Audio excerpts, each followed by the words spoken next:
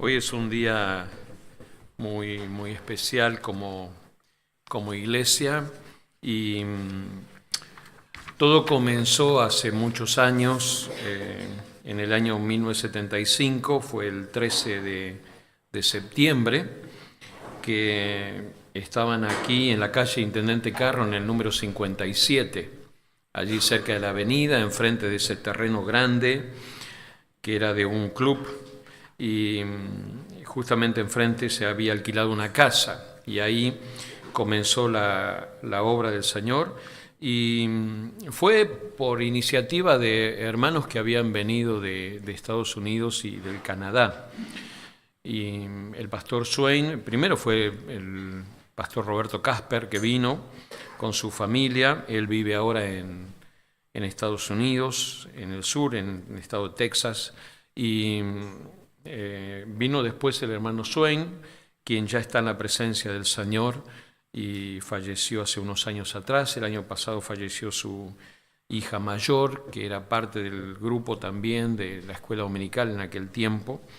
Y el 13 de septiembre fue que se firmó un acta de formación de la iglesia, y eran 11 personas. 11 hermanos eran los miembros de la iglesia en ese día que firmaron, y ahí comenzó la iglesia a funcionar en Intendente Carro 57. Después esto ya estaba comprado, este terreno, pero esto era una cancha de fútbol acá, así que ahí después comenzó toda la construcción de esto y todo lo demás. Y la iglesia no dejó de predicar y enseñar, enfocarse en la niñez. En aquel tiempo la escuela dominical se hacía en una casilla rodante que traía uno de los misioneros, Casper, y la ponía en la vereda de la casa. Entonces cuando llegaba la hora de las lecciones, los chicos iban a la casilla rodante a tener su clase de escuela dominical.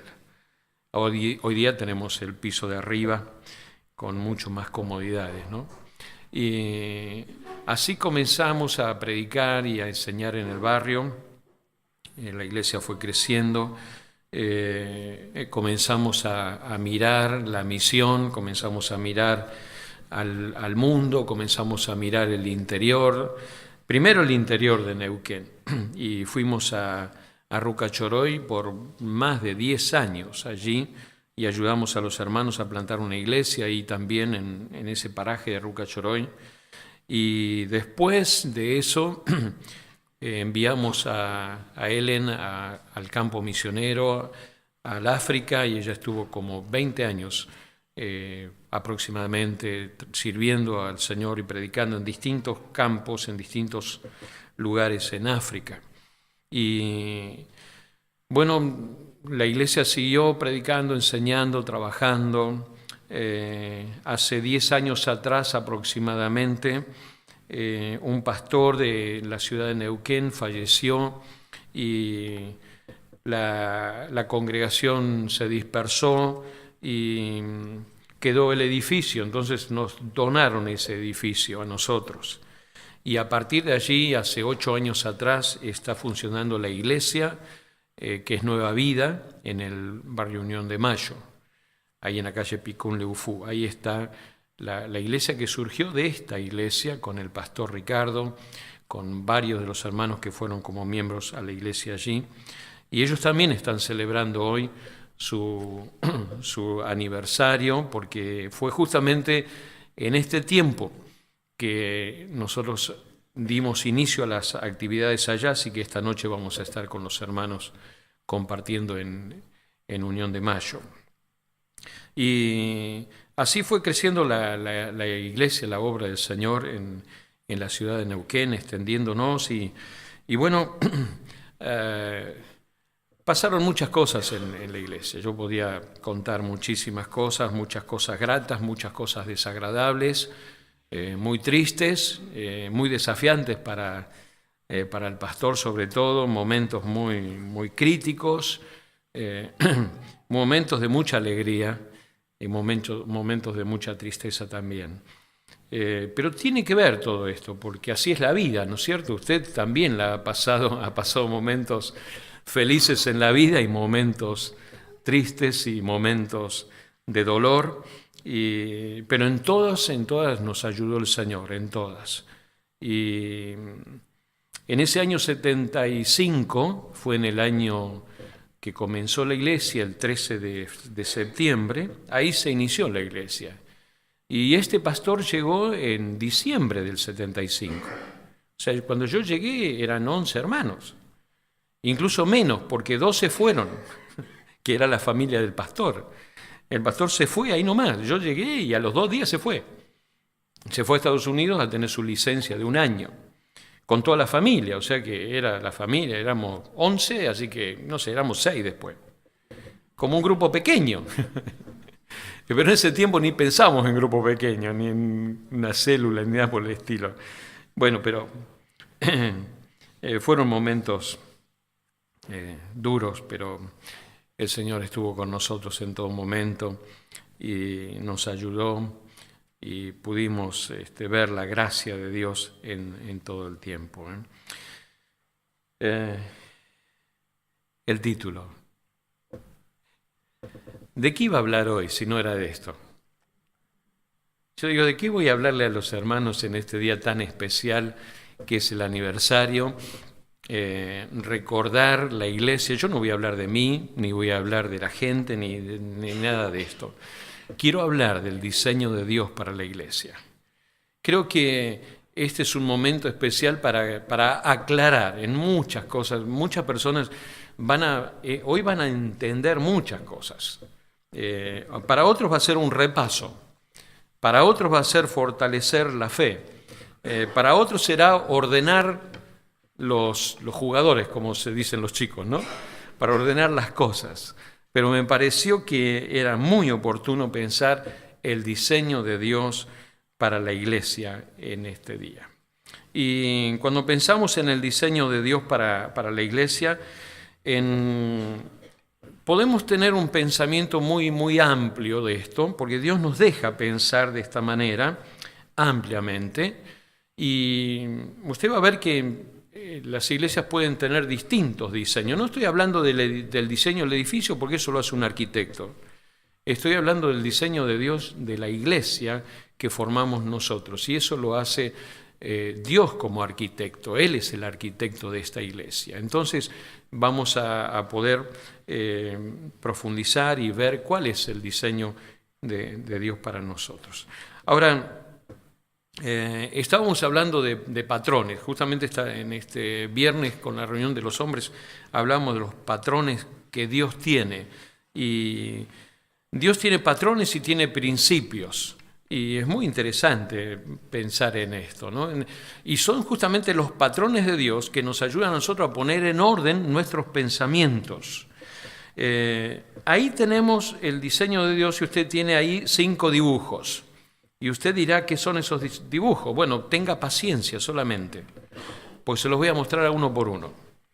Y si usted quiere más todavía interrogantes, abra su papel, hojita que tiene, el tríptico que tiene en la mano, y va a ver que los 5 dibujitos estos están en su hojita también. ¿Sí? Y si quiere más, detrás de la batería, los ve ahí abajo, ahí los tiene a los 5 también. Y usted dirá, ¿qué se trata esto? ¿Es un misterio? No, no es ningún misterio, ¿no? Así que ya voy captando su atención para ver a dónde estamos yendo, a dónde va a ir el pastor esta mañana. Voy a traerle luz y claridad. Espero que la palabra de Dios alumbre, como dice el Salmo 119, tu palabra alumbre y hace entender al sencillo y nos haga entender a cada uno de nosotros y aprender. Hay un texto bíblico que va a aparecer allí, que usted lo puede anotar, Marcos 12:30. Son 2 textos que son el fundamento para entrar y hablar acerca de lo que es la iglesia. Marcos 12:30 dice, amarás al Señor tu Dios con todo tu corazón y con toda tu alma y con toda tu mente y con todas tus fuerzas. Este es el texto lema también para nosotros, para este año, que usted lo tiene allí. Y también lo tiene en la hoja, en la portada, adelante, ahí usted lo tiene.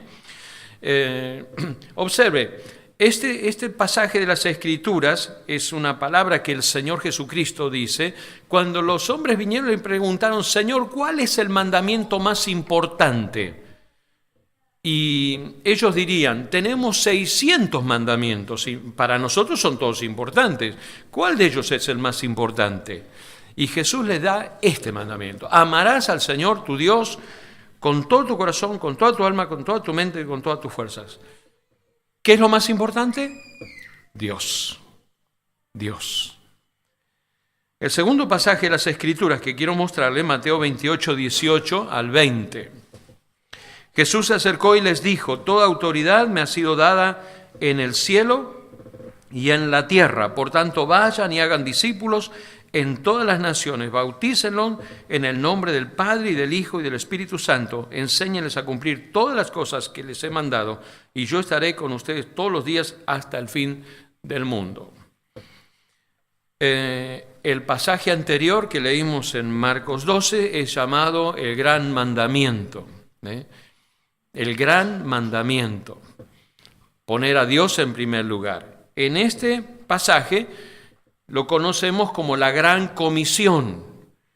¿La Gran Comisión cuál es? Es esto, el mandato que Jesús da a los discípulos. Jesús habló durante 40 días, el tiempo que Él resucitó, desde que Él resucitó hasta que Él fue al cielo, estuvo 40 días con los discípulos, y el tema que Jesús habló durante 40 días fue: vayan y prediquen el Evangelio. No habló de otra cosa más que de eso. Motivó, animó, alentó, se lo dijo de una manera en Mateo, en Marcos, en Lucas, en Juan, y en Hechos lo dijo de distintas maneras, pero el concepto es el mismo: vayan y prediquen el Evangelio. ¿A dónde? A todas las naciones. Eso fue el mandato. Por eso este es el pasaje que se conoce como la Gran Comisión. Y acá encontramos algunas cosas interesantes que las vamos a ir viendo en un momento. Esto nos llevó a nosotros a escribir algo que tiene que ver con la iglesia, que va a aparecer ahí, que es nuestra visión. ¿Cuál es la visión que tenemos como iglesia? ¿Qué es lo que nosotros aspiramos como iglesia? ¿A dónde queremos, a dónde apuntamos? Toda iglesia tiene una visión. Hay iglesias que la tienen escrita y hay otras que no la tienen escrita, pero de alguna forma tienen esta visión. A veces la visión va para acá, va para allá, pero lo bueno es tenerla escrita. ¿Cuál es la visión que tenemos nosotros como iglesia? Ser una iglesia dirigida por los propósitos de Dios y fortalecida por el Espíritu Santo. Eso es nuestra iglesia, una iglesia dirigida por los propósitos de Dios, motivada por los propósitos de Dios, movida por los propósitos de Dios. Ahora vamos a ver cuáles son esos propósitos, cuáles son esos pilares que hacen a la iglesia de Dios. Entonces, usted hoy va a saber en qué consiste esta iglesia. Es una gran pregunta que la gente hace, ¿no? Y bueno, ¿y qué es la iglesia? ¿Para qué sirve la iglesia? ¿Para qué está la iglesia? Hay un montón de preguntas. A veces la gente ni sabe qué pregunta hacer, ¿no? Pero entre todas esas preguntas que hace, está mostrando su deseo de saber y de conocer. Bueno, usted hoy lo va a saber. Nuestra iglesia tiene esta visión, una iglesia movida por los propósitos de Dios, que los propósitos de Dios la movilicen y el Espíritu Santo la fortalezca. Esto nos lleva a una segunda proposición o propuesta, que es el propósito de la iglesia. La visión era eso. El propósito es más exacto, es lo que nos moviliza, es lo que nos lleva a la acción, es lo que nos lleva a alcanzar la visión que tenemos como iglesia. ¿Cuál es el propósito? Ahí está. Miren, y usted va a ir ahora viendo algunas cosas interesantes. Nosotros queremos invitar a las personas a alabar a Dios, en primer lugar.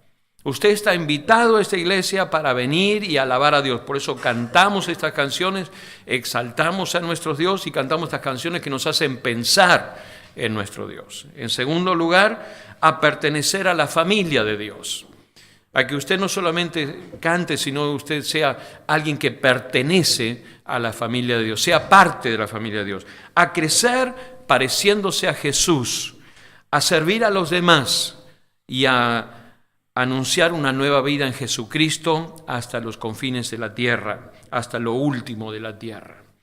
Aquí tenemos señalado, si usted puede ver, no los resalté, pero ahí están, hay 5 ejes, 5 pilares, 5 propósitos que movilizan a la iglesia y que mueven a la iglesia, y que creo que este es el diseño de Dios para la iglesia en este lugar, lo que Dios ha pensado para nosotros. En primer lugar, una iglesia que invita a las personas a adorar a Dios, a pertenecer a la familia, a crecer, pareciéndose a Jesús, a servir a los demás y a anunciar el Evangelio hasta lo último de la tierra. La iglesia modelo o la iglesia ideal no existe. Es así, porque la iglesia está compuesta por personas. De hecho, somos todas personas y todas tenemos nuestras fortalezas y nuestras debilidades, por hombres y mujeres que han tenido un encuentro con Jesucristo. La iglesia está formada por hombres y mujeres que han encontrado a Jesús como su Salvador personal. Cuando uno mira en el Nuevo Testamento las iglesias del Apocalipsis, ahí tenemos esas 7 iglesias del Apocalipsis, hay unas y otras, y Dios le dice, tengo algo contra ti, ¿no? Esas iglesias que no estaban luchando, no eran unas iglesias acabadas, no eran terminadas, no eran perfectas, y están en el Nuevo Testamento. La iglesia de Corinto, usted lee la iglesia de Corinto, una iglesia que tenía de todos los problemas que pueden haber en la sociedad, pero los tenía dentro de la iglesia. Y sin embargo, Pablo está allí, es el pastor y enseña, y Dios lo está utilizando para poner en orden esa iglesia. Algunos hablan también de las enfermedades que la iglesia tiene, ¿no? Enfermedades propias de la iglesia. ¿Por qué? Pues somos personas. Obviamente no enfermedades clínicas, sino enfermedades sociológicas, enfermedades espirituales, enfermedades antropológicas que tienen que ver con el ser humano. Distintas enfermedades que la iglesia puede llegar a tener y que no le permite avanzar a la iglesia. Entonces la iglesia perfecta no existe. Cuando estemos en el cielo vamos a estar allí, como le voy a mostrar al final, un cuadro que usted va a ver, excelente, ese cuadro que nos pinta la Biblia sobre ese lugar perfecto que es el cielo. Ahí vamos a ir y ahí vamos a terminar en este día. Espero que antes de las 2 de la tarde. Pero la iglesia puede ser afectada. La iglesia es afectada por la sociedad. Y los conceptos del mundo a veces se pueden llegar a meter en la iglesia. Y dañan la identidad de la iglesia. Y dañan el propósito, dañan la visión de la iglesia. Cuando el mundo procura entrar. Hay otros entes alrededor que también se oponen a la iglesia. Los sistemas políticos también se oponen a la iglesia y no permiten que la iglesia avance, entonces la iglesia no puede estar con puertas abiertas como la nuestra. Hay países donde está totalmente imposibilitada la iglesia de predicar, de anunciar y de abrir sus puertas. Entonces se queda a puertas cerradas. Pero sin embargo, la iglesia sigue adelante y a través de los años la iglesia se ha sostenido. Entonces nos llegamos a preguntar qué es la iglesia frente a la oposición, frente a la indiferencia, frente a las situaciones internas de la iglesia, frente a los problemas que puede haber internamente en la iglesia, externos. Entonces nos preguntamos qué es la iglesia, ¿no? ¿Cuál es el diseño de Dios para la iglesia? Bueno, quiero aclarar un poquito primero. La palabra iglesia es una palabra que viene del griego, que es eclesia, ¿no? De ahí viene eclesiastés. Eclesia es iglesia. Ahora, históricamente usted tiene, o culturalmente, desde este mundo occidental y cristiano, usted dice, ¿dónde voy? A la iglesia. ¿Qué quiere decir? Voy a un edificio. A este edificio le llamamos iglesia. A un edificio más grande le llamamos catedral. ¿Me entiende? Y le damos nombre al edificio y nosotros vamos a ese edificio. Bueno, el concepto bíblico no está aplicado al edificio. El edificio sigue siendo edificio, sigue siendo una casa, que nosotros decimos casa de Dios porque la dedicamos al Señor. Acá no tenemos gente viviendo, sino que estamos nosotros y usamos este lugar. La iglesia, entonces, tiene una raíz que se divide en dos palabras, ek y kaleo, que es klesia. Ek quiere decir fuera y kaleo quiere decir llamar fuera o llamar afuera. Ese es el concepto de la palabra iglesia, llamar afuera. ¿Qué quiere decir esto? ¿Cómo se relaciona esto? En el Nuevo Testamento se usaba esta palabra, llamar afuera, se usa muchísimo en el Nuevo Testamento. Muchas veces se repite esta palabra. Y quería decir asamblea. La palabra asamblea es iglesia o eclesia. Entonces una eclesia es una asamblea, etimológicamente. El concepto es ese. Ahora, quiere decir llamar afuera. Dios ha llamado a nosotros, las personas, afuera del mundo para formar lo que es la asamblea, lo que es la eclesia, lo que es la iglesia de Cristo. No somos un edificio, somos un cuerpo. Ya se le aclaró un poquito. Este edificio no es una iglesia. Usted y yo somos iglesia, porque somos un cuerpo. Porque Cristo nos ha llamado, Dios nos ha llamado, Dios nos rescató y nos unió en una gran familia que es la familia de fe. La iglesia es un grupo de personas que han sido llamadas por Dios para formar esta asamblea.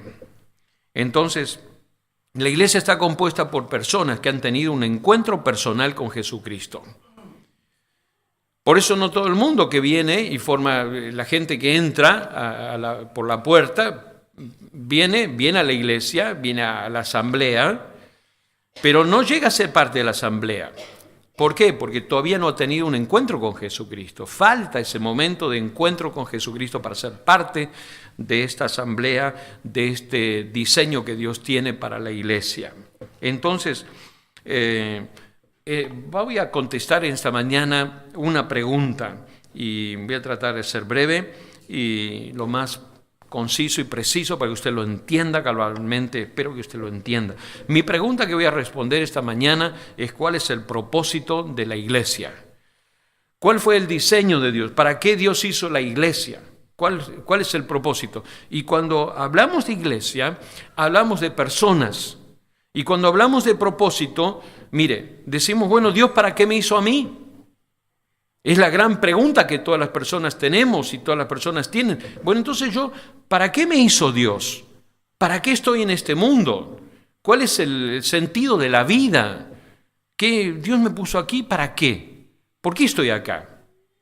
Bueno, la misma respuesta se aplica a la iglesia, porque la iglesia es el conjunto de personas que Dios ha llamado con un propósito.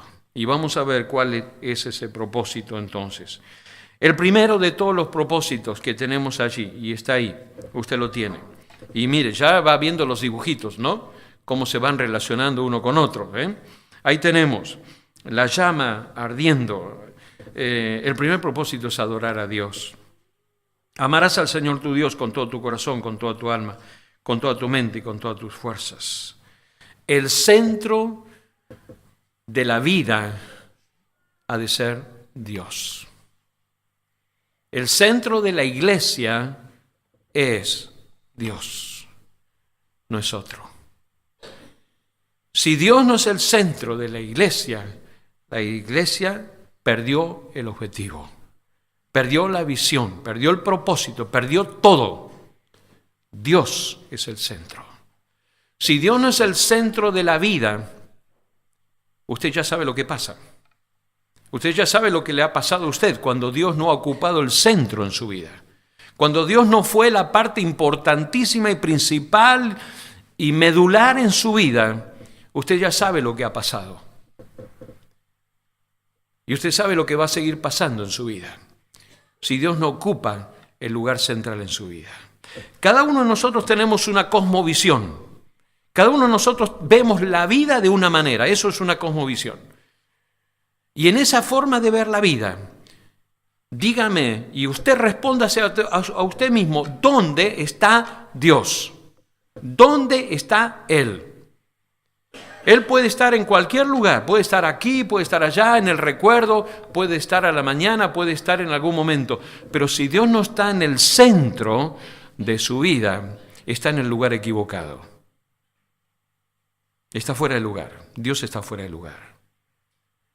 ¿Por qué? Porque Dios quiere estar en el centro de su vida y ser lo más importante en su vida. Ese es nuestro Dios. Mire lo que dice la Biblia en Efesios capítulo 1, verso 6, verso 12 y verso 14. Usted lo puede anotar ahí, después lo lee el pasaje ese. Pero en ese pasaje de las Escrituras, el apóstol Pablo está hablando a la iglesia de Éfeso y le habla allí recordándole la posición que tenemos las personas delante de Dios. Y él dice en el verso 6, para alabanza de la gloria de su gracia, con la cual nos hizo aceptos en el amado. Dios nos ha hecho a nosotros para alabanza de la gloria, de la gracia de Dios. Gracia es el don inmerecido de Dios y Dios espera de nosotros una actitud de alabanza, de gratitud a Dios. En segundo lugar, Efesios 1:12 dice a fin de que seamos para alabanza de su gloria. Usted y yo, para alabar la gloria de Dios. Nosotros los que primeramente esperábamos en Cristo. Y en tercer lugar, dice en el 1:14, que es la zarra de nuestra herencia hasta la redención de la posesión adquirido para alabanza de su gloria. Ese es el diseño de Dios, es el propósito de Dios. El diseño de Dios para la iglesia es que la iglesia lo alabe, lo exalte a Dios y lo ponga a Dios en el primer lugar. Lo mismo espera Dios de nuestra parte, de nuestra vida, de cada uno de nosotros. Ahora tenemos que entender, y no tengo mucho tiempo para esto, pero tenemos que entender qué significa esto de poner a Dios en el primer lugar en nuestra vida. Mire, 1 Corintios 10:31 nos ayuda a entender un poquito esto. Dice, así que sea que coman o beban o cualquier otra cosa que hagan, háganlo todo para la gloria de Dios. No sé si a usted le queda claro esto y si lo llegamos a entender. Es muy claro lo que dice la Escritura así. Todo lo que hagan en su vida, usted vende, usted compra, usted habla, usted negocia, usted edifica, usted se relaciona con sus hijos, con su esposa, todo con sus amigos, con su papá o su mamá, todo tiene que hacerlo para la gloria de Dios. ¿Qué quiere decir eso? Que la forma en que usted se relaciona está hablando del lugar que Dios ocupa. ¿Me entiende? Si de repente usted está maldiciendo a una persona, si usted se está portando mal con su hijo, con su hija, con otra persona, evidentemente Dios no es el centro. El centro es usted mismo, porque usted está comandando su corazón. Pero cuando Dios gobierna el corazón, la vida se transforma, se cambia. Cuando Dios no está en el centro, nuestros problemas están allí. Y surgen toda clase de problemas y toda clase de inconvenientes comienzan a surgir en nuestra vida. Dios está ausente. Por eso la palabra de Dios nos dice acá, todo lo que hagan, coman y beban, cualquier otra cosa, háganlo para la gloria de Dios. ¿Qué es adoración? Es toda nuestra vida. Todo lo que hacemos en nuestra vida glorifica el nombre de Dios. Todo lo que hacemos glorifica a nuestro Dios. ¿Es Dios el centro en tu vida? Queremos que Dios sea el centro en la iglesia. Y queremos que Dios sea el centro en la familia. Queremos que Dios sea el centro en tu vida. Y este es el gran desafío de los pastores de la iglesia, de los ancianos y mío, que Dios sea lo más importante en tu vida. ¿Sabes por qué? Porque te hace bien a ti. ¿Por qué te hace bien? Nosotros entendemos que esto es lo mejor que podemos hacer por tu vida. Lo mejor que podemos hacer para ayudarte, lo mejor que podemos hacer es mostrarte el camino para que Dios sea lo más importante en tu vida. Y cuando Dios es lo más importante en la iglesia, Dios es honrado y tu vida es edificada. Y sentís paz y experimentás la presencia de Dios y vivís en el propósito de Dios. El segundo propósito, miren ustedes el segundo que tenemos aquí. El segundo propósito es pertenecer a la familia de fe, o a la familia de Dios. Es pertenecer, pertenecemos. Ese es el gran deseo de Dios. Romanos capítulo 12, verso 5 dice, así también nosotros, aunque somos muchos, formamos un solo cuerpo en Cristo y cada miembro está unido a los demás. Somos muchos, pero estamos unidos a los demás. Somos hermanos en la fe, somos una gran familia de fe que tenemos que crecer día a día, tenemos que crecer. Fortalecernos. ¿Por qué? Porque juntos nos animamos, nos alentamos, nos edificamos. Por eso la palabra dice, no dejen de congregarse como algunos tienen por costumbre, sino cuanto más que veis que aquel día se acerca para estimularnos al amor y a las buenas obras. Ahí estamos juntos para apoyarnos, animarnos en la fe. Mateo 28, 19 dice, por tanto vayan, que está ahí también, vayan y hagan discípulos en todas las naciones y bautícenlos en el nombre del Padre y del Hijo y del Espíritu Santo. ¿No? ¿Por qué pusimos este texto acá? Puse este texto porque ahí está la palabra bautizar. Si usted no se ha bautizado todavía,